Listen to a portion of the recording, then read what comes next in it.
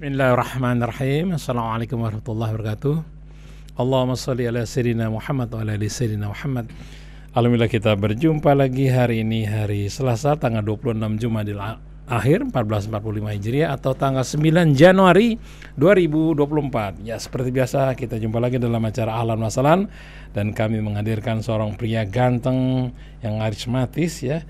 Lahirnya tanggal 31 Maret tahun 72. Waktu SMP-nya di SMP Negeri 41 Ragunan, kemudian SMT Negeri Penerbangan Jakarta. Ini sekolahnya Tommy Soeharto juga di sana tuh ya. Kemudian di Curug ya. Ngajar juga di sana. Jadi bukan jadi pilot tapi mengajar pilot ya, aeromodeling ya. Aerodinamik. Kalau aeromodeling apaan tuh ya? Beliau adalah Direktur Eksekutif Pondok Pesantren Kepemimpinan Islam Terpadu PKIT An-Nubuwah, kemudian juga CEO dari PT Republik Mentor Indonesia, Presiden Republik Motivasi Indonesia, pemegang rekor dunia training motivasi terlama 24 jam non-stop. Ini Muri tahun 2006 ya. Kemudian pembicara pertama yang menerima dan menjawab pertanyaan terbanyak 1.639 pertanyaan tentang wirausaha. Dan banyak lagi ya prestasi-prestasinya ya. Assalamualaikum Gus Reza. Waalaikumsalam Mas Krisna. Lama kita nggak jumpa ya. Lebih dari setahun. Pas pergantian tahun hari ini. Jadi kita akan membahas muhasabah, miraskan masalahmu. Kenapa orang tuh semua punya masalah ya? Itu masalah memang sudah Allah selalu, setiap orang punya masalah ya. This is one package. Ketika Allah menciptakan manusia, including dengan masalahnya. Satu paket. Jadi kalau ada manusia yang mengharapkan hidupnya tidak punya masalah, perlu dipertanyakan kemanusiaannya. Jadi yang namanya kita hidup masih bernafas, jantung masih berdetak, pasti akan menghadapi masalah. Jadi, sikap kita kepada masalah bagaimana? Nah, jadi sebenarnya saya mau katakan begini sebagai bridgingnya adalah it doesn't matter how big or small the problem is. Jadi nggak penting sebenarnya mau masalah itu besar atau kecil. Yang penting adalah where is your position? Di mana posisimu hari itu? Posisinya terhadap? Posisi terhadap masalah. Nah, bicara posisi sebenarnya kan bisa di bawah, bisa di kanan, bisa di kiri, bisa di depan, bisa di belakang. Hari ini saya mau kasih satu posisi yang paling menguntungkan dalam masalah. Atas. Masalah apa saja? Lihat dari atas. Oke. Kalau bicara masalah, biasa selalu bahasanya adalah bagaimana mengatasi masalah. Kata dasarnya apa? Mengatasi. Atas. Bukan bawah kan? Bukan membawai masalah, bukan menganakan masalah, mengirikan masalah atau mendepankan masalah. Kita harus di atas masalah.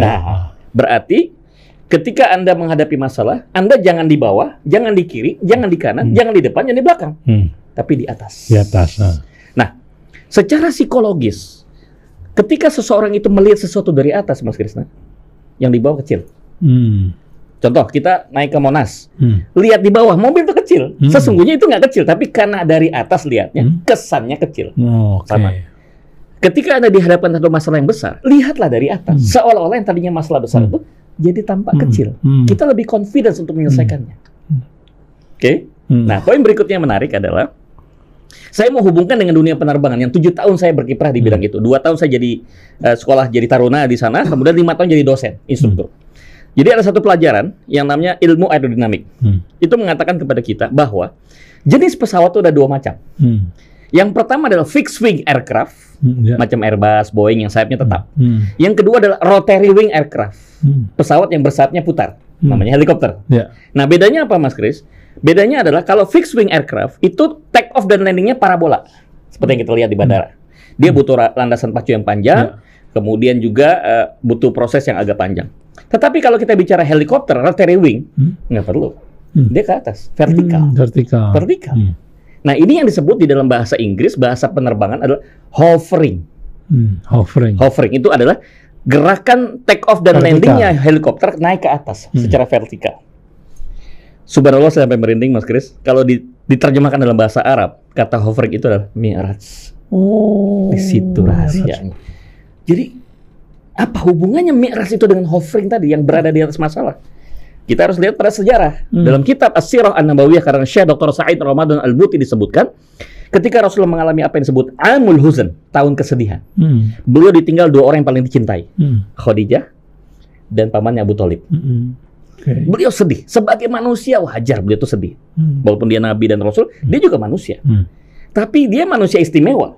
Untuk menghibur atas kesedihan itu tidak sama bentuk penghiburannya. Kalau kita lari ke pantai selesai, ya. Naik gunung selesai. Ya. Kita naik gunung biasa, Mas Krisna. Lihat air terjun udah tenang. Tapi buat Nabi enggak. Allah siapkan sebuah hiburan yang spesial yang tidak diberikan pada siapapun manusia sampai akhir zaman. Itu yang disebut dengan Rihlatul Ma'nawiyah, Isra dan Mi'raj. Masya Allah. Jadi Isra Mi'raj itu terjadi beberapa tahun setelah Amul Huzn, setelah tahun kesedihan. Jadi Allah yang menghibur kekasihnya, ya, Rasulullah ini Habibullah, naik ke atas untuk bertemu langsung dengan Allah, menerima perintah sholat. Maka ada istilah muhasabah, mi'rajkan masalahmu. Ketika Rasulullah pulang dari Mi'raj, Isra dan Mi'raj, kumpul dengan para sahabat, sahabat tanya, ya Rasulullah, engkau kan Nabi. Karena engkau Nabi dapat panggilan istimewa dari Allah. Nah kami ini cuma manusia biasa, gimana caranya kami mi'raj? Nabi sambil tersenyum menjawab, as-salatu mi'rajul mu'min. Mi'rajnya kalian adalah sholat. Jadi sebenarnya, panggilan apa? Sobat Rasil atau apa? Ikhwan dan akhwat. Ikhwan dan akhwat Rasil. Ketika Anda melaksanakan sholat, Anda sedang mi'raj itu sebenarnya. Tapi Gus, saya perasaan udah sering sholat, tapi masalah saya nggak selesai-selesai. Bukan salah di sholatnya. Karena jangan-jangan pemaknaan Anda terhadap sholat itu tidak seperti yang diminta dalam Al-Quran. Apa itu? Al-Baqarah 4344. Al-Baqarah 4344. Bunyinya apa? A'udzubillahi minasyaitonirrajim. Bismillahirrahmanirrahim. Wasta'inu bis-sabri was-shalah wa innaha lakabiratun illa 'alal khashiin. Ternyata terjawab, Mas Krisna. Hanya yang sholat khusyuk yang bisa mi'raj. Kalau sholatnya biasa-biasa saja, ya dia dapatkan pahala, tapi tidak mi'raj. Yang mi'raj itu kalau yang sholatnya khusyuk. Nah, sholat khusyuk itu gimana definisinya? Alladzina yazunnuna annahum mulaqu rabbihim wa annahum ilaihi raji'un. Yaitu orang yang merasa yakin berjumpa dengan Allah dan dia merasa akan dimintai tanggung jawab terhadap sholat yang dia lakukan. Bahasa gampangnya, bahasa wartegnya, bahasa gaulnya adalah ketika nanti Anda sholat, sekarang jam 11, dikit lagi kita sholat zuhur nih Mas Krisna. Bayangkan sholat zuhur yang nanti Anda lakukan sekitar jam 12 nanti, itulah sholat zuhur yang terakhir. Begitu Assalamualaikum, Assalamualaikum kanan ke kiri, Anda meninggal. Saya yakin Mas Krisna, pasti itu adalah sholat terbaik yang pernah dilakukan. Karena, ya Allah, ini saya laporan nih, ini sholat terakhir, karena abis ini jangan-jangan saya mati nih. Maka dia sholatnya pasti benar. Benar-benar dia pemaknaannya, kemudiannya tumaknina segala diperhitungkan secara fikihnya, hakikatnya, torikotnya, ma'rifatnya masuk semua. Yang kedua adalah setiap ucapan gerakan kita dalam sholat dari mulai takbir sampai salam dimintai tanggung jawab di hadapan Allah. Jadi sini kita mengambil kesimpulan yang namanya sholat khusyuk itu ada 4 dimensi. Yang pertama adalah dimensi syariat. Man 'amila 'amalan laisa 'alaihi amruna fahuwa raddu. Barang siapa mengerjakan amal bukan atas dasar sunnahku, maka tertolak. Sallu kama ra'aitumuni usolli. Salatlah kamu sebagaimana melihat aku salat. Oke, satu. Secara syariat sudah belum cukup. Yang kedua adalah hakikat. Apakah Anda paham dari mulai takbiratul ihram sampai salam, setiap gerakan dan ucapan kalimat demi kalimat, Anda paham nggak? Karena kesadaran itu akan muncul kalau kita paham. Kalau nggak paham, itu namanya baca mantra. Amin. Ini semua orang juga bisa. Karena yang namanya mantra juga begitu. Tapi kalau dia nggak paham apa yang dia baca, berarti tidak akan dapatkan satu kesadaran. Maka yang kedua adalah hakikat. Dijelaskan bagaimana filosofi dari takbir, filosofi dari Al-Fatihah, filosofi ruku, filosofi i'tidal, filosofi sujud, duduk di antara dua sujud sampai salam. Itu dibahas. Cukup belum? Torikot. Apa itu torikot? Dalam bahasa manajemen torikot adalah mentorship. Contoh, Mas Krisna mau bikin usaha kuliner, rumah makan. Modal udah ada, tempat udah ada. Gimana supaya sukses? Sederhana Mas Kris, saya kasih saran sederhana. Tinggal cari satu mentor yang jago bikin kuliner, bimbing kita, selesai. If you want to be success, follow the success person. Kalau kita mau jadi orang sukses di bidang kuliner, jadikanlah mentor kita mentor yang di bidang kuliner, yang udah sukses. Kita nggak ambil resiko. Jangan kita gambling. Kita nggak punya pengalaman, nggak punya pengetahuan. Udah, Kamu jadi mentor saya, jadi konsultan di perusahaan saya, bikin warung saya maju. Selesai persoalan. Kita tinggal tiru aja SOP-nya. Gitu kan? Nah, bicara ibadah juga harus ada mentornya. Siapa mentornya? Mentor utama Nabi Muhammad. Tapi Muhammad kan akan menurunkan warisan kepada ulama-ulama. Maka dimanapun Anda ketemu ulama-ulama yang soleh, ulama-ulama yang ikhlas, yang khusyuk, Pak Kiai, Pak Ustadz, Habib, boleh gak saya jadikan antum sebagai mentor saya? Bedanya apa punya mentor mangga? Gini aja deh. Saya mau tanya secara jujur nih, jawab nih Mas Krisna. Kalau sholat di belakang imam yang bacaan Qur'annya itu ya fasih, kemudian rohaninya juga bagus, ya, orang soleh, orangnya tawadu, orangnya khusyuk, berdampak gak? Ya, terbawa. Oh beda. Sama-sama Al-Fatihah, yang imam yang A biasa aja, tapi imam yang B, kok berasa ada getar di hati? Itu maksudnya, Pak. Beda. Hafalan boleh sama, tapi yang menghafalnya siapa? Kalau yang menghafalnya itu sudes, beda dengan yang imam yang biasa-biasa gitu. Kenapa? Dia baca dengan satu penghayatan. Itu berarti mentor, udah torikot. Yang keempat, ini lebih ngeri lagi, Pak. Ma'rifat. Apa itu ma'rifat? Kita sholat itu bukan sekedar napak di bumi. Yang mi'raj itu bukan fisiknya. Karena yang bisa fisik mi'raj itu cuma Nabi Muhammad. Jadi orang yang sholat khusyuk, ketika dia takbir Allahu Akbar, kakinya di bumi, ruhnya menghadap kepada Allah. Masya Allah. Dan untuk bisa ruh menghadap ke Allah, segala hijab yang bisa menghambat ruh itu naik ke atas, itu harus disingkirkan. Apa itu? Ada 4. Hawa nafsu atau syahwat. Kedua, dunia, segala kemewahan dunia, pesona dunia. Ketiga, setan. Ya kan? Keempat adalah popularitas. Kalau 4 ini kita bisa kendalikan, ruh kita naik. Apa dasarnya, Gus? Yuk kita baca kitab At-Targhib wa Targhib karang Syekh Imam Muziri. Dalam kitab itu sebutkan ada hadis qudsi. Ketika hambaku mengatakan Alhamdulillahi Rabbil Alamin dalam salat, apa kata Allah? Aku menjawab, hambaku memujiku. Ar-Rahmanir Rahim, hambaku menyanjungku. Maliki Yaumiddin, hambaku memuliakan. Jadi setiap ayat yang kita baca di sholat, itu Allah jawab. Nah, bisa terjadi tektok itu kalau kita sedang berhadapan. Contoh, tidak mungkin saya ngajak ngomong Mas Krisna, tapi begini. Mas Kris, apa kabar? Nggak mungkin dijawab. Mas ngomong sama tembok, ngomong sama Mas Kris, gitu kan? Saya mesti hadapan. Berarti, kalau tektok itu artinya, dia sedang menghadap Allah. Tapi bukan menghadap fisik. Ruh dia berjumpa dengan Allah. Itu yang bikin menjadi ma'rifat. Maka nggak usah heran kalau ulama-ulama yang kategorinya waliullah, dalam artian bukan sinkretisme, memang bukan mistikisme, tapi benar-benar asli. Ustadz dari mana Pak Ustadz? Alhamdulillah baru aja umroh. Umroh? Bukannya Ustadz lagi di Jakarta? Saya benarkan. Ketika yang berbicara ini seorang ulama yang soleh, itu benar. Kenapa? Yang diumrohkan adalah ruhnya. Dia sedang umroh ruhnya. Nggak bicara waktu, Pak. Dia boleh tinggal di Jakarta, tapi baru saja habis tawaf, nggak ada masalah. Dia ruh itu tidak mengenal batas dan jarak. Ruh itu, jadi ini perlu dikoreksi juga ya. Dulu kita belajar ilmu fisika, yang tercepat di dunia adalah cahaya kan, 300.000 km per detik. Nah itu mah kecil. Yang paling cepat bukan cahaya, ruh. Allahu Akbar, set, langsung naik ke langit. Detik yang sama. Ketika orang itu punya tadi keikhlasan, kemudian kebersihan hati, itu langsung nyampe ke Allah. Benar katanya siapa?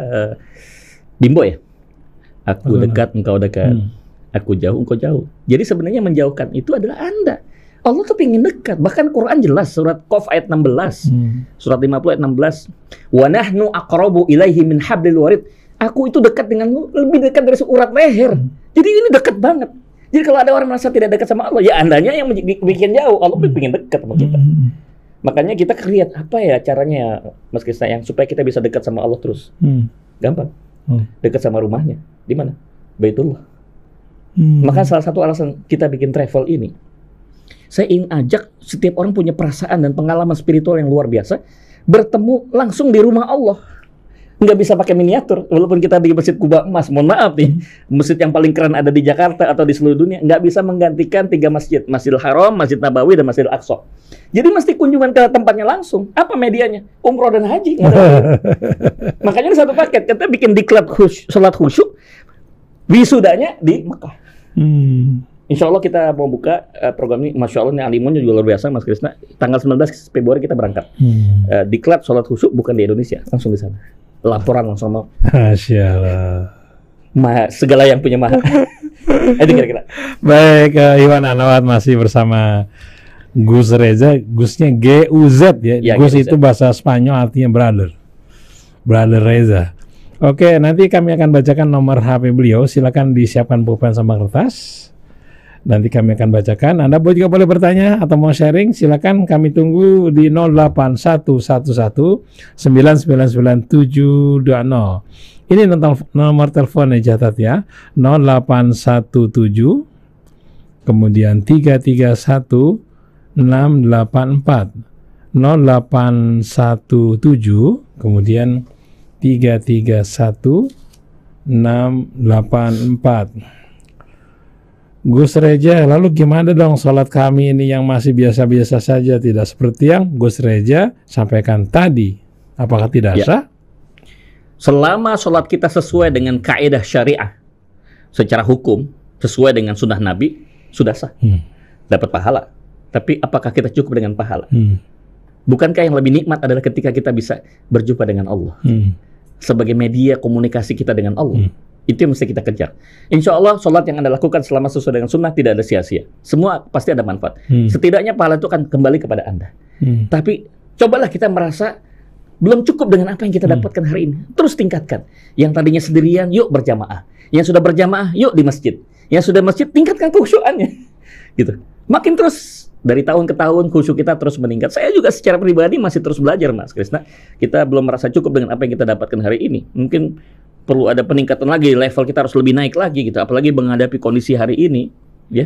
Jelas sekali Allah katakan tidak ada jalan keluar yang terbaik, media penolong kita cuma dua kan.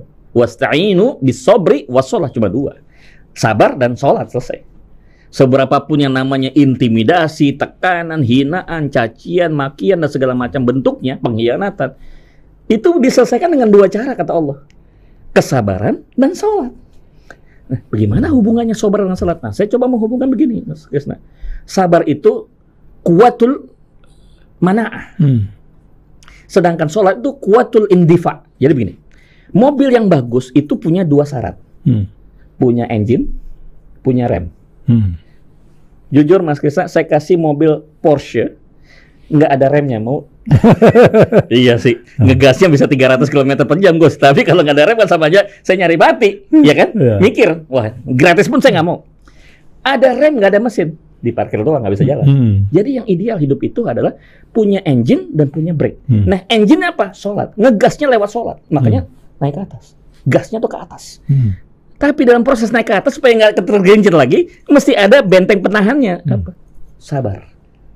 Sabar itu kenapa? Puasa. Makanya habis sholat kan puasa, Ramadan. Gitu. Ini rukun Islam jelas. Urutannya syahadat, sholat, puasa. Wah, luar biasa nih. Oke, silakan Mbak Ina di Cilandak mau tanya, tadi udah mati lagi karena kelamaan tadi. Iya. Oke, silakan Ina, kalau telepon lagi silakan. Ina di Cilandak kalau mau tanya silakan. Nah, tolong diangkat Ina di Cilandak, Mas Algi. Halo. Ina di Cilandak. Halo, assalamualaikum. Ini Mas Reza ini yang sekolah dapat datu, yang suka salat di PLN ya? Iya betul Bu, Masya Allah, masih ingat ya Bu ya? Kita suka ketemu yang reklame putar di makan apa dulu snap itu? Ya. Iya betul. Ya Reza. Ya. Ada mau ditanya? Reza sekarang udah dapat. Mbak Ina, ada yang ingin ditanyakan? Ada sebentar lagi ditulis tuh. Nanti ya saya ulang lagi ya. Jadi mau menyapa dulu ya, Masya Allah. Kita suka ketemu lagi sholat di PLN sama Reza. Iya. Baik Bunda, makasih Bunda. Sekarang disiapkan pertanyaan ya. Oke, di belakang Ina silakan yang mau bertanya, kami tunggu. Bisa di 08111999720. Selain Ina silakan. Oke, dari Assalamualaikum Gus Reza. Saya sholat agak surah-usah, apalagi kalau sholatnya di airport karena mikirin pesawat takut ketinggalan. Itu bagaimana? Apakah kita dalam situasi seperti itu bisa tetap sholat khusyuk? Baik. Khusyuknya sholat itu memang tidak kita dapatkan pada saat kita berjamaah. Sholat yang bisa kita anggap sebagai sholat yang bisa mencapai tingkat khusyuk itu adalah sholat di sepertiga malam. Jadi maaf, jangan dibatasi sholat khusyuk itu hanya sholat 5 waktu. Justru memang kadang-kadang 5 waktu itu harus menyesuaikan dengan ritme dan irama si imam kan. Kalau imam ruku ya udah jangan kita melama-lamakan di awal gitu. Ruku ya kita ruku gitu. Jadi maksud saya itulah salah satu maha pengasihnya Allah. Ada yang amalan wajib, ada amalan sunnah. Kalau Anda merasa tidak sempurna lewat amalan wajib kayak tadi di bandara sholatnya keburu-buru, oke. Yang penting kerjakan, sudah lunas kewajiban kita. Jangan selesaikan hanya sampai di situ. Sempurnakan dengan sholat sunat. Mungkin nanti setelah sampai di tempat tujuan, jangan lupa nanti jam 3 bangun, sholat tahajud, paginya sholat duha, sholat isyraq. Itu kan bisa untuk mengimbangi yang bolong-bolongnya di wajib. Sama, di puasa juga gitu. Kalau kita merasa puasa Ramadan kita nggak sempurna, ada puasa sunnah, ada Senin Kamis, ada Ayyamul Bid, 13, 14, 15 tiap bulan, ada Shaum Daud, ya kan? Ada Muharram, ya, Tasu'ah, Asyura dan segala macam. Begitupun dalam zakat. Zakat kita belum sempurna, ada infak. Kapanpun kita bisa lakukan, tidak harus menunggu setahun sekali. Kalau haji kita nggak sempurna, ada umroh. Makanya sebenarnya bagi Anda yang sudah haji, bukan berarti nggak boleh umroh. Jangan-jangan haji yang sudah Anda kerjakan dulu belum sempurna. Yuk sempurnakan lewat umroh. Saya undang Anda untuk hadir nanti tanggal 19. Kita ketemu di Makkah dan Madinah untuk berguru kepada Rasulullah lewat diklat sholat khusyuk yang kita bahas dengan nuansa Masjidil Haram dan Masjid Nabawi. Ini luar biasa. Singapura masuk Singapura. Assalamualaikum Gus Reza dan Bang Krisna. Alhamdulillah Rabbil Alamin menyimak kami di Singapura. Salam silaturahim dari Singapura. Ini Ibu Nurjana di Singapura. Bu Nurjana, salam silaturahim kembali. Tidak bertanya, hanya menyapa. Semoga kami bisa berkunjung ke Singapura ya. Untuk saya terakhir itu 3 tahun yang lalu kalau saya diundang tablik akbar.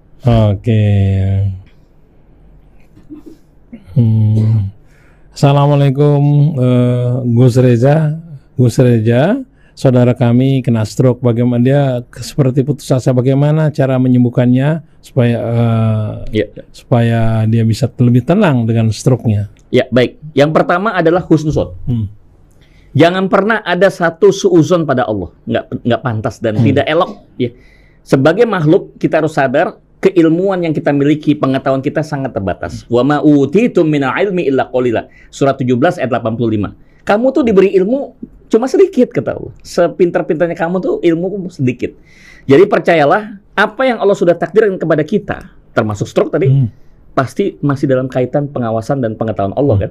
Ya, jangan kita itu suuzon sama Allah. Itu satu yang pertama, husnuzon. Yakinlah di balik stroke itu pasti ada maksud.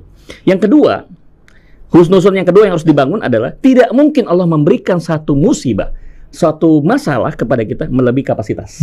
Nggak mungkin. Allah tidak menzolimi hambanya. Tidak ada satu bukti dalam sejarah sejak diciptakannya manusia sampai nanti akhir hayat yang namanya Khalik, sang pencipta, menzolimi hambanya. Tidak ada. Kita harus percaya bahwa setiap musibah, mau penyakit, mau hutang, mau kebangkrutan, pasti sesuai dengan kapasitas yang kita miliki. Tapi Gus, kadang-kadang saya merasa kayaknya kok beban saya lebih besar dibandingkan kapasitas saya. Ini ada oknum yang perlu diwaspadai. Alladzi yuwaswisu fi sudurinas. Setan yang bikin kerjaan. Jadi, kalau kita pakai lebih mudah kita bayangin pakai skor ya, Mas Krisna. Skor iman Anda 100. Pasti Tuhan Allah akan kasih musibah sesuai dengan angka 100. Ibarat kita angkat besi, kelas kita 100 kilo, yang angkat barbelnya 100. Nggak mungkin kita ngangkat di atas 100. Itu namanya zolim. Tetapi, musibah, ujian, masalah yang diberikan Allah yang 100 tadi, bisa disulap dan direkayasa oleh setan jadi 1000. Hati-hati. Itu kerjaan setan.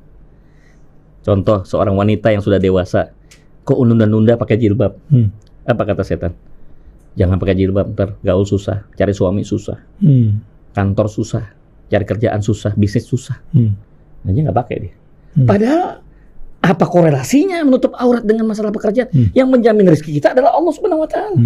Ya. Jangan terus kalau kita melanggar perintah Allah, tiba-tiba kita justru mendapat kemudahan, justru malah sebaliknya kita malah tidak mendapatkan keberkahan.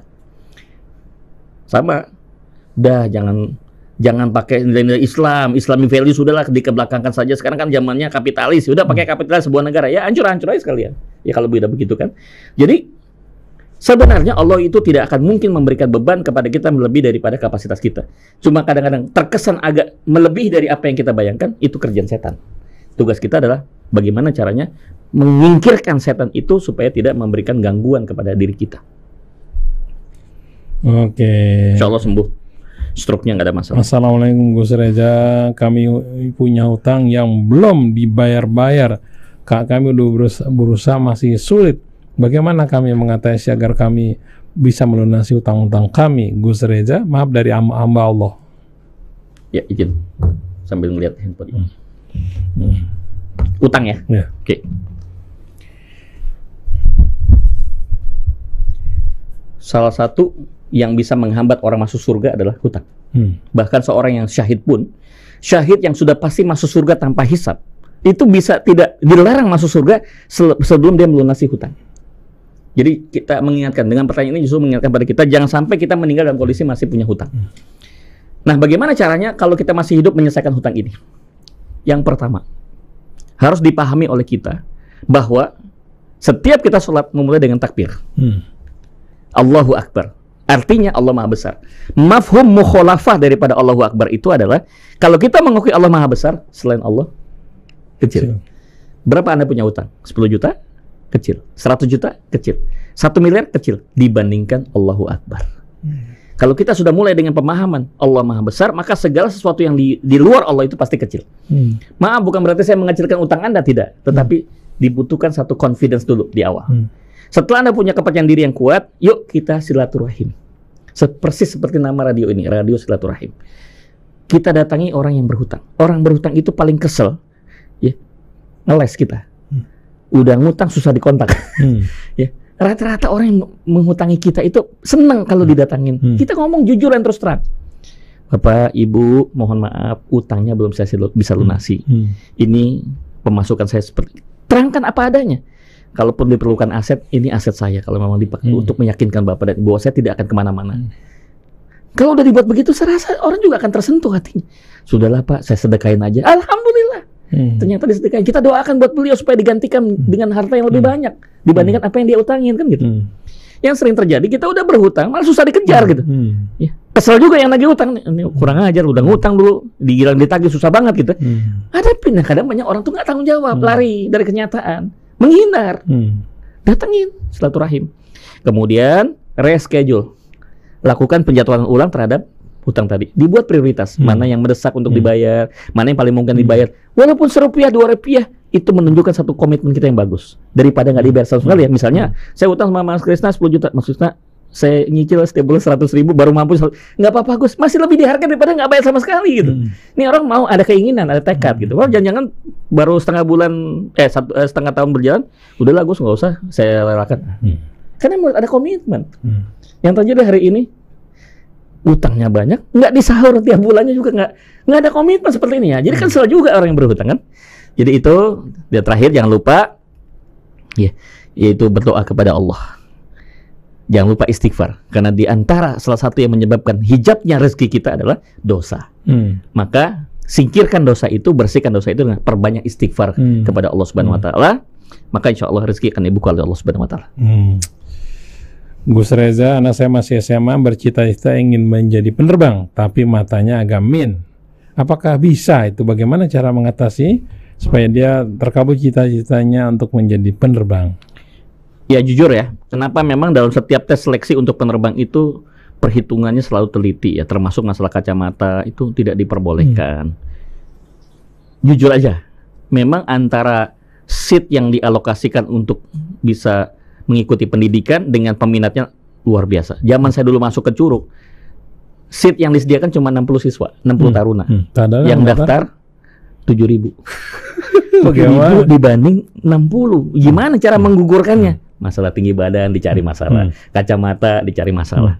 Jadi sesungguhnya sebenarnya, pernah lihat nggak ada pilot yang pakai kacamata? Ada, setelah udah jadi pilot nggak dilarang pakai kacamata. Gitu. Tapi untuk masuk memang ada kriteria. Memang sebenarnya itu adalah salah satu cara untuk menseleksi. Memang idealnya, alangkah baiknya kalau dia punya ada kendala rabun jauh, rabun itu ya tetap harus kalau bisa tidak berkacamata dalam rangka untuk apa ya, keamanan kan. Kalau kita bicara naik mobil, oke, masih bisa kalau ada kecelakaan ada bengkel. Masalahnya kalau pesawat kecelakaan di atas nggak ada gatut kaca, nggak buka bengkel. Kita mau mampir di mana gitu, sama aja kita kan tewas semua penumpang gitu. Jadi masih banyak profesi lain yang bisa dimanfaatkan oleh Anda, tidak harus pilot. Sukses kita tidak ikut kita jadi pilot atau nggak jadi pilot kan. Masih banyak kan profesi lain yang tidak membutuhkan persyaratan kacamata tadi kan. Oke, ada yang lainnya nomor teleponnya Gus Reza. Oke, kami akan bacakan lagi, siapkan pulpen sama kertas. Kami akan bacakan kembali nomor HP dari Gus Reza, G-U-Z Reza Sarif. Ini nomornya 0817 331 684. Itu ada sejarah tuh Mas Kris. Hah? Apa tuh? Dari Dirut XL. Oh, Nomor cantik 331 tuh Al Imran 31. artinya apa? Qul in kuntum tuhibbunallah fattabi'uni. Al Imran 31 itu jika kau mencintai Allah, ikutilah Nabi. Oh, 684 itu Al-Qalam ayat 4. 68 ayat 4. Wa innaka la'ala khuluqin azim. Sesungguhnya Muhammad itu budi pekerti yang agung. Jadi ini nomor tentang Rasulullah semua itu. Oh, cakep. Sampai saya pikir punya nomor polisi mobil tuh B.SAW sallallahu alaihi wasallam. Luar biasa. Ya, nomornya 0817 331 684. 684. Ya, 0817 331 684. Gus Reza, G-U-Z Reza. Itu Gus berasal dari bahasa Spanyol, artinya brother. Gus Reza, kenapa kok nggak sering-sering dirahsil sih? Ya, biar kita atur lah. Saya mah tinggal hadir, siap. Oh, ceramahnya bagus sekali. Kemudian dari Mas Soleh, seperti yang pernah saya sampaikan, kalau bisa mutiara-mutiara zikir dan doa-doa wirid yang sudah disampaikan oleh Tuan Guru Reza, Habib penceramah, dapat dibuatkan menjadi sebuah buku. Oh iya. Untuk jual kepada jamaah rasil. Baik. Saya mengambil sedikit yang terakhir ya. Hah? Kita sedang dalam proses pembuatan untuk doa dan zikir harian. Itu 3 fokusnya. Doa dan zikir yang terkait dengan masalah bebas hutang, lunas hutang, bisnis laris. Lagi dibikin nih? Ya, lagi dibikin. Nanti kita akan kabarin ke Ras FM. Kemudian yang terakhir itu enteng jodoh. Oh. Enteng jodoh, bisnis laris. Oh, ini ada enteng jodoh lunas utang. Anak saya usianya sudah berarti enteng jodoh 35 kan? tahun masih belum dapat jodoh. Gimana tuh? Kalau bisa ikut itu workshop saya tuh. Workshop Samara ya, Sakinah Mawaddah Warahmah. Masya Allah. Assalamualaikum Gus Reza. Maaf yang aku tanyakan mengenai kontrakan yang nggak laku, awalnya cepat laku tapi sekarang sudah lama sekali. Kalau yang mau ngontrak nggak doanya apa biar ada kontrak, biar punya kontrakan yang sukses-suksesnya di tokoku. Kontrakan dan toko. Ya, berarti termasuk juga nanti kan berarti bisnis laris ya di situ nanti. Baik, nanti bisa dikirim di WA. Saya coba ini dulu ya, assessment dulu. Beberapa kemungkinan nih Mas Krisna. Ada dulu pernah kasus seperti itu yang terjadi. Ternyata ya, kejadian di lapangan adalah, maaf, rumah ini ada yang ngejagain. Goib. Oh gitu. Kita buang dulu. Setelah itu, jadi dia mempengaruhi yang membeli. Diganggu supaya jangan beli. Jadi ada orang yang nggak senang rumah ini dijual. Mungkin dia punya kepentingan rumah itu sehingga nggak kaku-kaku. Ketika kita udah lihat, oh ini masalah di sini, udah akhirnya kita bersihin, udah nggak ada masalah. Tentu transaksi. Jadi bukan nggak menarik rumahnya, tapi jadi orang yang mau beli itu jadi ragu kan mau jadi beli atau enggak gitu. Insya Allah itu bisa dibicarakan. Assalamualaikum Gus Reza, boleh nggak sholat tahajud di masjid? Soalnya rumah saya sempit dan panas, jadi saya kalau di masjid lebih aman gitu. Boleh aja. Boleh sholat tahajud di masjid, boleh, nggak ada masalah. Oke. Boleh tuh. Alhamdulillah. Asal jangan dilanggar. Sholat jangan dilanggar, maksudnya nggak boleh di musola boleh, dilanggar nggak boleh. Assalamualaikum Gus Reza, bagaimana agar anak-anak kami rajin sholat? Kok kalau sholat pada malas-malas, apa yang harus kami lakukan? Dari Ibu Uti. Ya, yang pertama adalah qudwah. Jujur ya, dari semua buku tentang pendidikan anak saya pelajari, dari barat, dari yang timur, segala macam, intinya satu, keteladanan. Bagaimana kita bisa menyuruh anak kita untuk sholat dengan rajin, termasuk sholat subuh di dalamnya, kalau kita orang tuanya nggak rajin sholatnya. Dari mulai kecil sudah harus dilatih. Saya tuh masih ingat betul, anak saya yang laki itu dulu masih kecil, masih bisa saya gendong. Itu saya bawa ke masjid, taruh aja di samping saya sholat. Namanya anak kecil kan pasrah, dia mau dibawa bapaknya kemana terserah gitu kan. Sayanya terbiasa ketika sudah dewasa, nggak usah disuruh, otomatis begitu azan langsung ke masjid ya. Sudah apa ya? At the first we make habit, at the last habit makes you. Awalnya kita menciptakan kebiasaan, setelah itu jadi biasa. Awalnya harus dengan kebiasaan gitu. Al-adah. Jadi kebiasaan akan menjadi sebuah karakter nanti akhirnya. Itu yang pertama. Yang kedua adalah bagaimana memberikan satu akses pengetahuan fadilatus shalah. Kalau misalnya orang tuanya merasa risih untuk menyampaikan kepada anak, bikinlah satu majelis atau ajaklah anak kita hadir suatu majelis yang di dalamnya ustadz itu menerangkan tentang fadilah daripada keutamaan sholat. Jadi anak itu jadi dapat pengetahuan. Orang tuh sadar kan karena ada pengetahuan. Kalau nggak tahu bagaimana dia mau sadar. Itu yang kedua. Kemudian yang ketiga adalah bagaimana kita memberikan satu, ini manusiawi ya, psikologis, reward and punishment. Reward dan punishment sesuai dengan dia punya kesenangan, ya. Tidak harus hukuman itu fisik ya. Karena kan memang ada juga di dalam hadis, kalau usia 10 tahun masih nggak sholat juga, kita boleh mukul kan, dalam artian tidak membuat itu jadi memar dan jadi luka, tapi hanya untuk mengingatkan saja. Jadi reward punishment perlu dipikirkan juga. Last but not least, doakan. Di tahajud Anda, orang tua, jangan lupa doakan khusus buat anak kita. Sebut nama anaknya, ya Allah, lembutkan hati anakku yang bernama ini supaya dimudahkan ya Allah untuk sholat, dimudahkan untuk beribadah, dimudahkan untuk beramal soleh, dijauhkan dari maksiat. Namanya disebut ya? Sebut namanya. Ada pengalaman saya. Waktu itu anak saya wisuda TK, waktu masih kecil-kecil. Saya hadir sebagai orang tua murid. Saya sampai terharu dan meneteskan air mata ketika guru itu menceritakan, Bapak, Ibu, orang tua murid, kami sadar anak-anak Bapak dan Ibu yang dititipkan sini nggak semuanya itu bisa diatur dengan baik. Tapi kami tidak pernah kecewa, tidak pernah putus asa. Salah satunya adalah kami mengamalkan setiap kami tahajud, kami sisipkan untuk mendoakan anak-anak Bapak dan Ibu satu persatu. Ibunya nangis. Kenapa? Saya orang tuanya nggak pernah doain khusus buat anak saya. Tapi ini guru saya, gurunya anak saya mau doa. Berubah Pak, berubah Mas Krisna. Anak itu jadi berubah, jadi baik sama orang tuanya, ibadah juga rajin. Nah, itu melembutkan hati dengan doa. Khusus apalagi orang tuanya yang doakan, insya Allah anak akan lebih tunduk. Begitu Bu, mudah-mudahan dilancarkan lah ya ibadah anak-anaknya. Assalamualaikum dari hamba Allah. Anak saya 2 tidak akur, tidak saling bertanya. Bagaimana supaya mereka akur? Hanya gara-gara pernah tersinggung, sekarang tidak saling bertanya. Bagaimana caranya? Adik kakak ya berarti? Iya, adik kakak. Wah, ini banyak faktor Mas Krisna, kita nggak bisa sederhanakan, tidak bisa simplifikasi. Pertama terkait dengan masalah pola asuh, kemudian juga cara penyikapan orang tua terhadap mereka sejak kecil. Ya kalau sudah mulai membanding-bandingkan, menganaktirikan dan menganak-emaskan anak tertentu, itu juga akan menimbulkan pengaruh secara psikologis.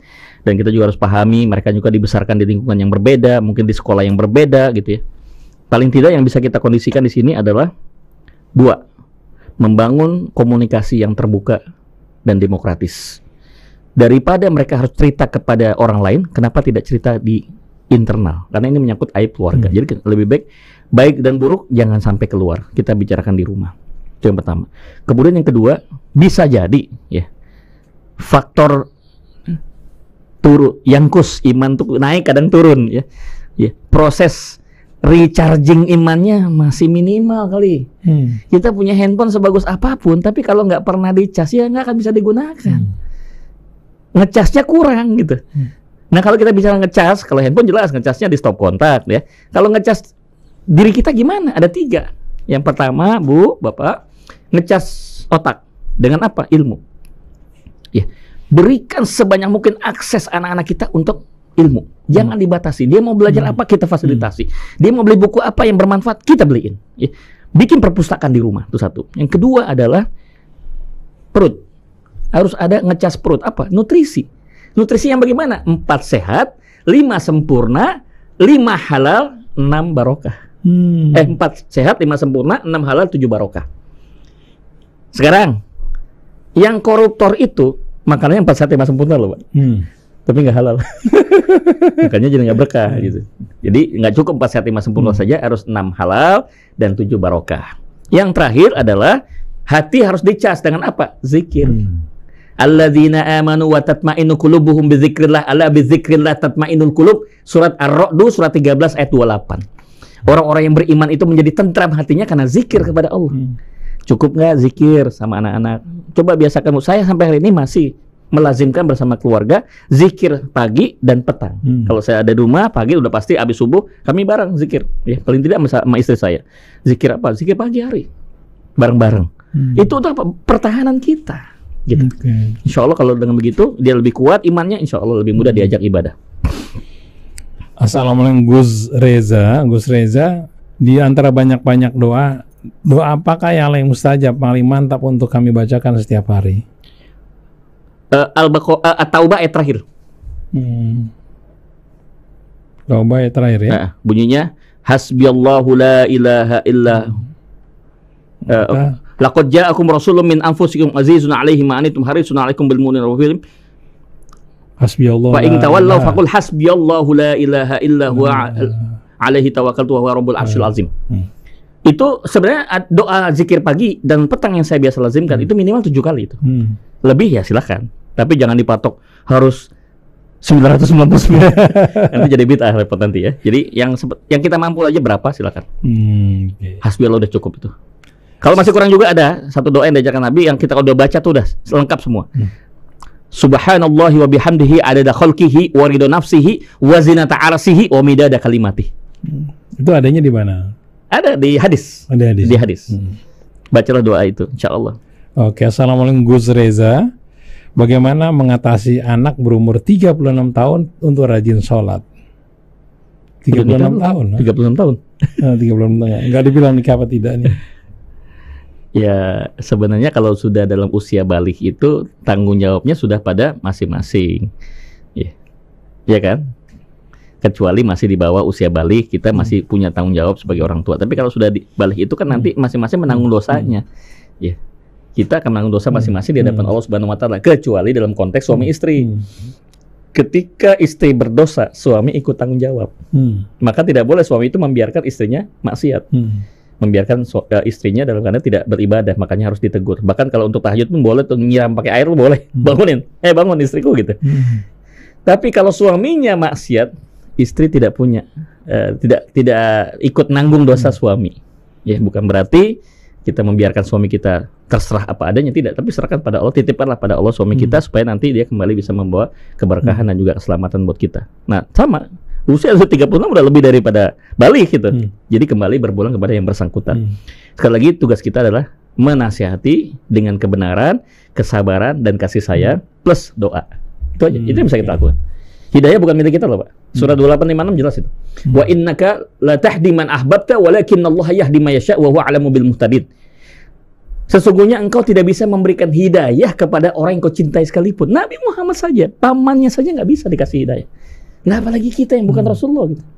Jadi bukan berarti maksud saya kita jangan berkecil hati. Tetaplah kita berikan nasihat sama doa. Selebihnya kita serahkan pada Allah. Yang dipikirin, Bu, kita bukan Tuhan. Tuhan yang punya hak prerogatif ngasih hidayah. Assalamualaikum Gus Reza, apakah kita bisa mengirim Al-Fatihah kepada anak-anak kita supaya anak kita menjadi anak yang soleh dan soleha? Insya Allah. Datang ke Rasulullah seorang yang ingin menghajikan orang tuanya. Kata Rasulullah, kau boleh. Kau membadalkan haji buat orang tuamu, tapi kau haji dulu, baru kau bisa hajikan. Jadi nggak boleh dua niat dalam satu waktu. Jadi saya niat haji untuk diri saya sendiri dan orang tua saya nggak boleh. Dia harus haji dulu. Maka yang kedua, keberkatan kedua khusus dia menghajikan orang tuanya. Dari situlah dikiaskan oleh ulama-ulama hadis, apapun perbuatan baik selama tidak menyimpang dari maksiat, maka boleh diatasnamakan kepada yang lain. Nyampe dan tidak itu urusan Allah. Tapi ada dikasih fasilitas. Kirim Al-Fatihah, kirim doa, sedekah, silakan, boleh, nggak ada masalah. Soal diterima bukan urusan saya. Allah yang akan memutuskan nih. Ya, tapi dikasih akses oleh Rasulullah. Oke. Assalamualaikum Gus Reza, bagaimana kita berbakti kepada orang tua yang sudah wafat? Karena saya waktu beliau hidup rasanya belum maksimal. Ya. Yang pertama, cari saudara-saudara daripada orang tua kita yang masih hidup. Khidmatlah pada mereka, hormati mereka, muliakan mereka sebagaimana memuliakan orang tua kita. Entah adiknya ibu, adiknya ayah, kakaknya ibu, kakaknya ayah. Yang kedua, Kalau selama hidup kita mendapatkan begitu banyak pelajaran-pelajaran kehidupan dari orang tua kita, kalau Anda punya bakat menulis, tuliskan semua pengalaman itu dalam satu buku, ya. Buku itu Anda sebarluaskan kepada masyarakat, insya Allah jadi amal jariah. Karena ada yang disebutkan dalam hadis, idza mata ibnu adam in qata amaluhu illa min salasin. Yang kedua adalah al-ilmu yuntafa'u bih, ilmu yang diwariskan oleh orang tua dan terus dijalankan oleh anak-anaknya.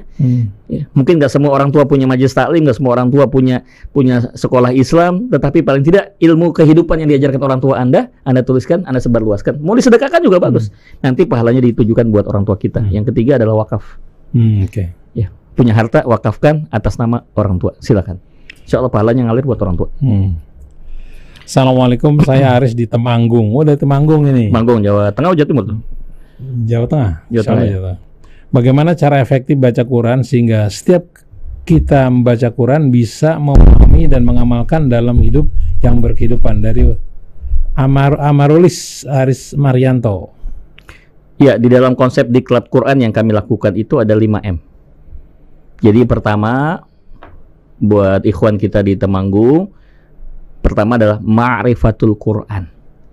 Kenali dulu Al-Quran. Dulu kita juga waktu menjadikan istri kita sebagai pasangan hidup kan kenal dulu. Mau kita nikahin orang tapi kita nggak kenal, tapi kita kenal dulu, kenal Quran. Hadiri majlis-majlis yang menggambarkan tentang pengetahuan Quran. Setelah itu belajar tahsin, membaca Al-Quran dengan ilmu tajwid dan tahsin yang benar.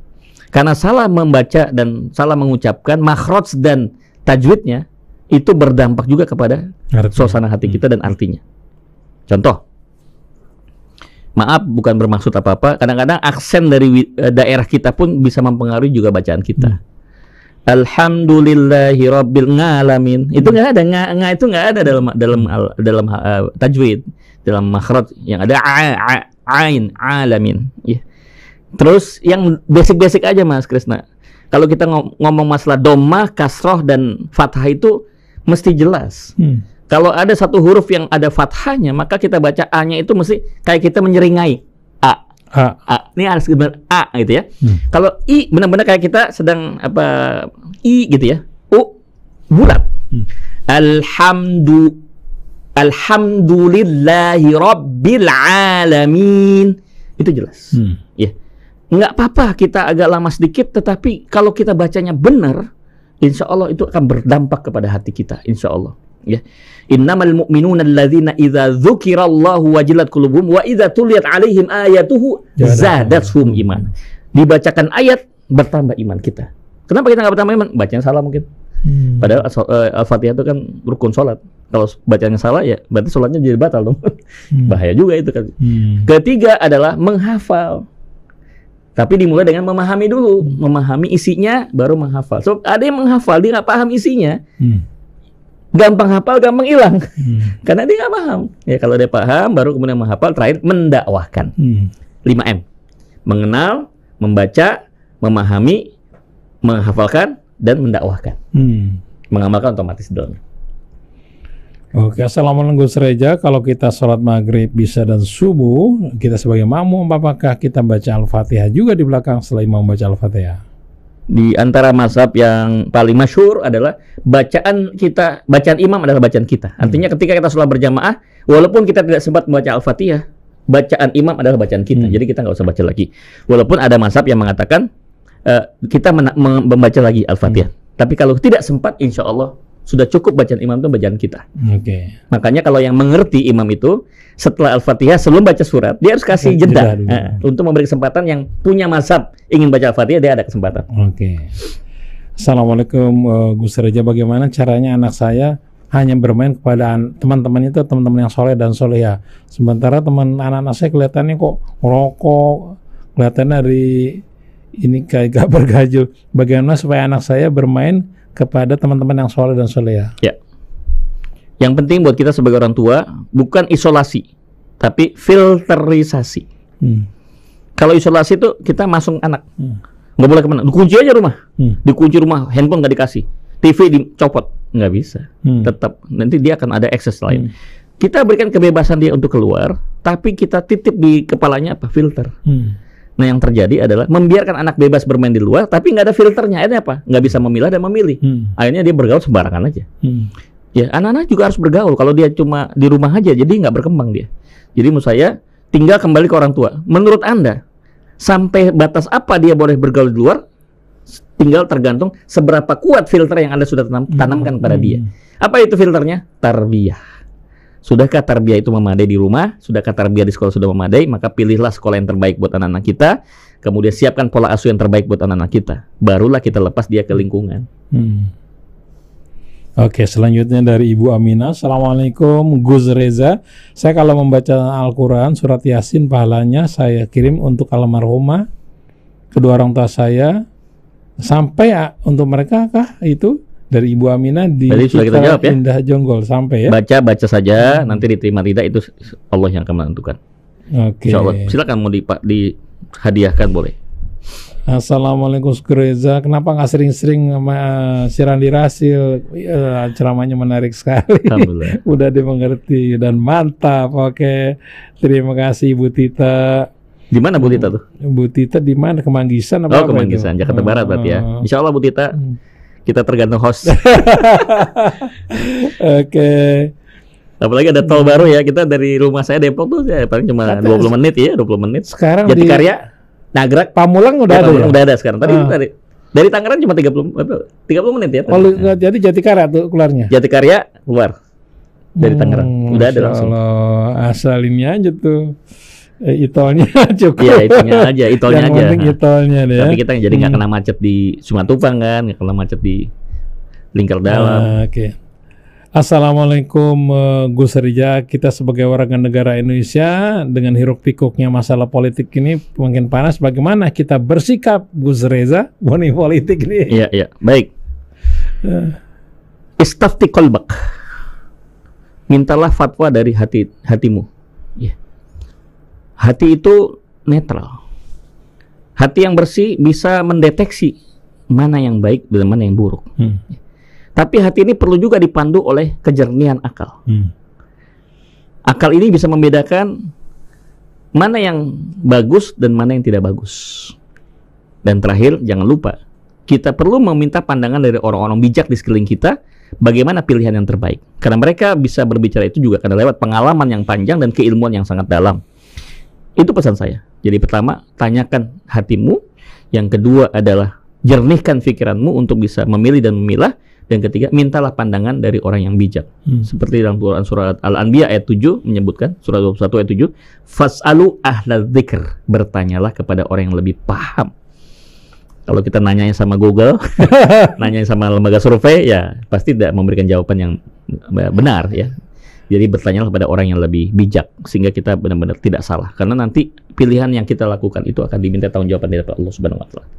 Oke, kelihatannya kita sudah dibatasi oleh waktu. Terakhir apa yang mau disampaikan Gus Reza? Silakan. Ya, 3 hal. Dengan pergantian tahun walaupun miladiah ya dari 2023 ke 2024, kita sudah meninggalkan 2023 sebagai masa lalu kita.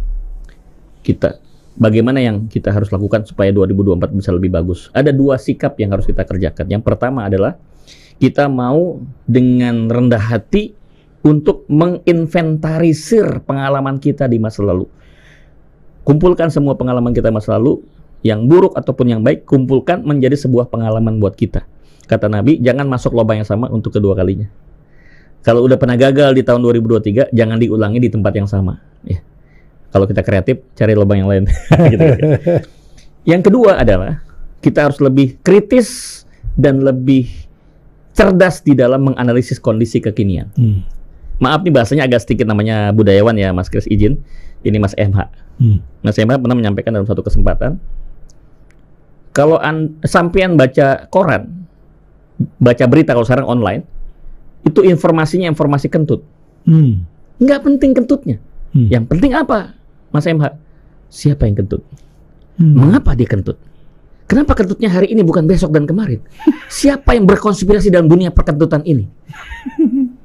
Itu yang buat kita cerdas. Jadi, kalau Anda mengkonsumsi berita yang ada di sosial media ataupun di koran, nggak membuat Anda cerdas. Yang membuat kita cerdas adalah analisis. Analisislah berita itu sehingga Anda menjadi pintar dari berita-berita yang berseliweran sana sini.